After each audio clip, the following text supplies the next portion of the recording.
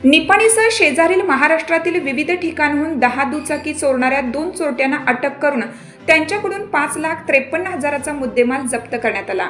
ही कारवाई बसवेश्वर चौक पोलीस ठाणे निपाणी यांनी केली। या प्रकरणी अक्षय राजू शेलार वय 23 राहणार झेंडा चौक कागल, जाहिद जावेद बागवान वय 20 राहणार आमते गल्ली निपाणी अशी संशयितांची नावे आहेत। याबाबत पोलिसांनी दिलेली माहिती अशी की विजय धोंडीबा पवार राहणार श्रीपेवाडी तालुका निपाणी यांनी बसवेश्वर चौक पोलीस ठाण्यात 29 जानेवारीला रात्री दुचाकी चोरी झाल्याची फिर्याद दिली होती। त्यानुसार पोलिसांनी तपासाला गती दिली। दरम्यान शुक्रवारी सकाळी निपाणी बसस्थानक परिसरात पोलीस गस्त घालत असताना 2 युवक दुचाकीवरून संशयास्पद फिरत असल्याचे दिसून आले। त्यांना पोलीस ठाण्यात नेऊन चौकशी केली असता त्यांनी दुचाकी चोरीची कबुली दिली। तसेच चिकोडी रोडवरील झाडाझुडपामध्ये लपवून ठेवलेल्या अन्य 9 मोटरसायकली मिळून आल्या।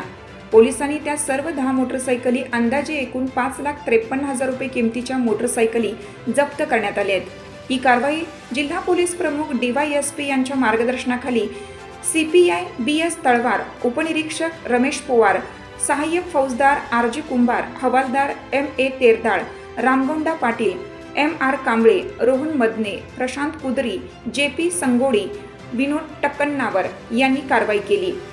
हिरकणी न्यूजसाठी कर्नाटक संपादक बबन जामदार।